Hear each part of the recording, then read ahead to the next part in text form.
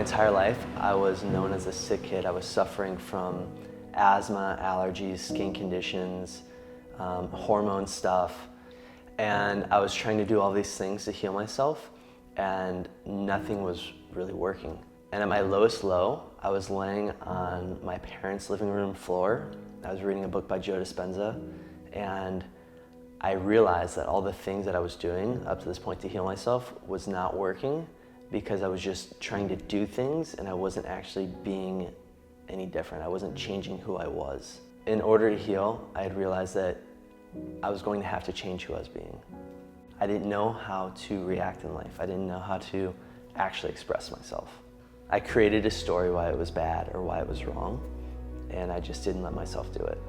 Our ability to be successful in life is directly correlated with our ability to express ourselves.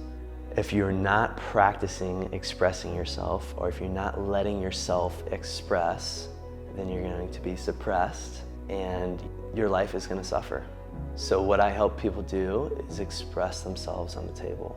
I help them feel into their posture and feel the things that they're holding on to, and I allow space for them to express those things in a safe place, to actually develop strategies so when they come across these things in life, they have the tools and strategies to express them on the spot in a safe way. Our emotions live in our posture, and our posture is the interface between our internal and external reality. Whatever is underlying in our emotions is showing up in our posture, and that's like the lens of our life. So Network Spinal creates awareness in the body so that it can unwind from that posture. So I'm an entrepreneur, author, and TEDx speaker, and I'm always supporting other people, whether it's people on my team or clients, and I'm always giving energy to them. And for me, I can find it challenging to turn my brain off. If I don't know how to turn my brain off, I start having back twinges, my neck stuff. Sometimes it will manifest in sickness.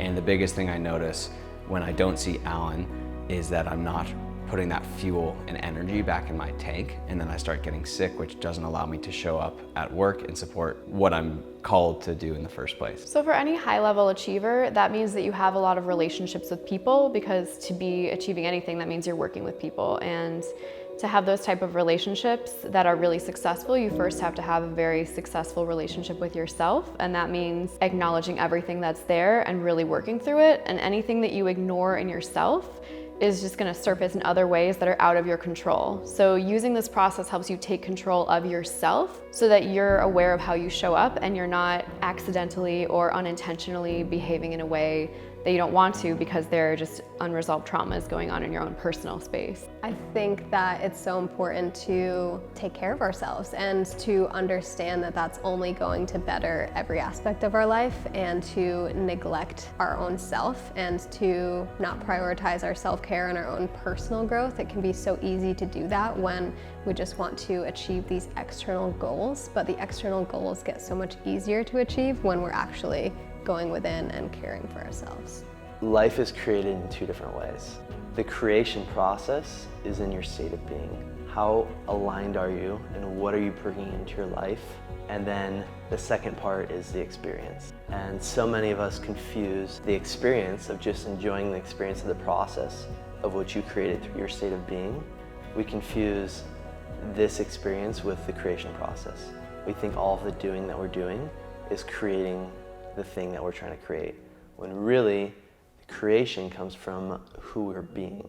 If what you're trying to create is not within your state of being, then you're not going to get there. So what I help people do is process their experiences from the past and let that go and upgrade to a new state of being so that they can transcend and become who they want to be. My name is Dr. Alan Bittaker, and I help high performers and entrepreneurs transcend who they are emotionally and spiritually, so that they can become the best versions of themselves.